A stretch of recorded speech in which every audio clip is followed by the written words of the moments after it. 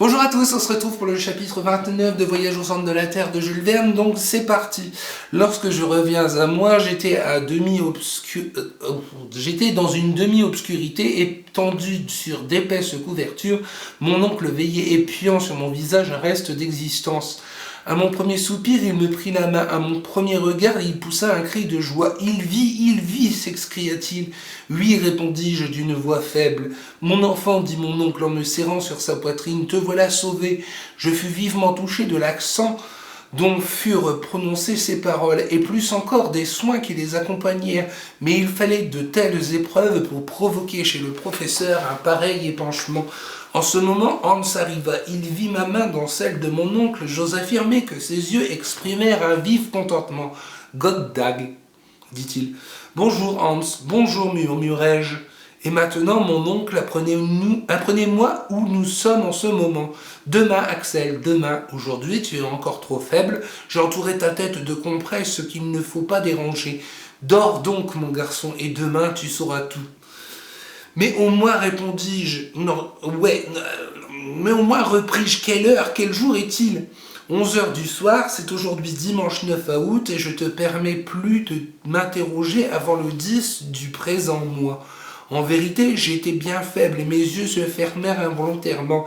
Il me fallait une nuit de repos. Je me laissai donc assoupir sur cette pensée que mon isolement avait duré 4 longs jours. Le lendemain, à mon réveil, je regardais autour de moi. Ma couchette, faite de toutes les couvertures de voyage, se trouvait installée dans une grotte charmante ornée de magnifiques stalagmites et dont le sol était recouvert d'un sable fin. Il y régnait une demi-obscurité, aucune torche, aucune lampe n'était allumée, et cependant certaines clartés inexplicables venaient du dehors en pénétrant par une étroite ouverture de la grotte. J'entendais aussi un murmure vague et indéfini, semblable au gémissement des flots qui se brisent sur une grève, et parfois les sifflements de la brise. Je me demandais si j'étais bien éveillé, si je rêvais encore, si mon cerveau, fêlé dans ma chute, ne percevait pas des bruits purement imaginaires. Cependant, ni mes yeux ni mes oreilles ne pouvaient se tromper à ce point. C'était un rayon du jour, pensais-je, qui se glisse par cette fente de rochers. Voilà bien le murmure des vagues, voilà le sifflement de la brise. Est-ce que je me trompe, ou sommes-nous revenus à la surface de la terre ? Mon oncle a-t-il donc renoncé à son expédition, ou l'aurait-il heureusement quitté ? Je me posais ces insondables questions quand le professeur entra. « Bonjour Axel, fit-il joyeusement, je gagerais volontiers que tu te portes bien. »« Mais oui, dis-je en me redressant sur les couvertures. Cela devait être car tu as tranquillement dormi. Hans et moi, nous t'avons veillé tour à tour et nous avons vu ta guérison faire des progrès sensibles. En effet, je me sens ragaillardi et la preuve, c'est que je ferai honneur au déjeuner que vous voudrez bien me servir. » « Tu mangeras, mon garçon, la fièvre t'a quitté. Hans a frotté tes plaies avec je ne sais quel onguent dont les Islandais ont le secret. Et elles se sont cicatrisées à merveille. C'est un fier homme que notre chasseur. » Tout en parlant, mon oncle a prêté quelques aliments que je dévorais malgré les recommandations. Pendant ce temps, je l'accablais de questions auxquelles il s'empressa de répondre. J'appris alors que ma chute providentielle m'avait précisément amené à l'extrémité d'une galerie presque perpendiculaire. Comme j'étais arrivé au milieu d'un torrent de pierres dont la moins grosse eût suffi à m'écraser, il fallait en conclure qu'une partie du massif avait glissé avec moi. Cet effrayant véhicule me transporta ainsi jusque dans les bras de mon oncle, où je tombai sanglant, inanimé. « Véritablement, me dit-il, il est étonnant que tu ne te sois pas tué 1000 fois. Mais pour Dieu, ne nous séparons plus, car nous risquerions de ne jamais nous revoir. Ne nous séparons plus. Le voyage n'était pas fini. » J'ouvris de grands yeux étonnés, ce qui provoqua immédiatement cette question. « Qu'as-tu donc, Axel ? Une demande à vous adresser.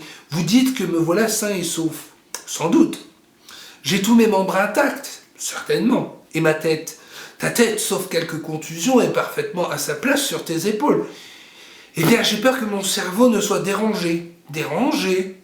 Oui, nous ne sommes pas revenus à la surface du globe. »« Non, certes.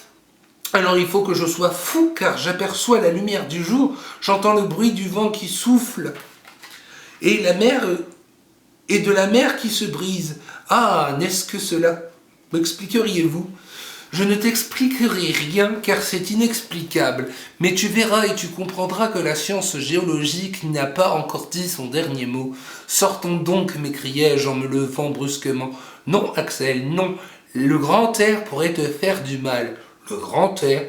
Oui, le vent est assez violent, je ne veux pas que tu t'exposes ainsi. Mais je vous assure que je me porte à merveille. Un peu de patience, mon garçon, une rechute nous remettrait dans l'embarras et il ne faut pas perdre de temps car la traversée peut être longue. La traversée? Oui, repose-toi encore aujourd'hui et nous nous embarquerons demain. Nous embarquer? Ce dernier mot me fit bondir. Quoi nous embarquer? Avions-nous donc un fleuve, un lac, une mer à notre disposition? Un bâtiment était-il mouillé dans quelque port inférieur? Ma curiosité fut excitée au plus haut point. Mon oncle essaya vainement de me retenir. Quand il vit que mon impatience me ferait plus de mal que la satisfaction de mes désirs, il céda. Je m'habillai rapidement par surcroît de précaution. Je m'enveloppai de l'une de ces couvertures et je sortis de la grotte. Et voilà qui finit le chapitre 29 de Voyage au centre de la Terre. À bientôt pour de nouvelles aventures.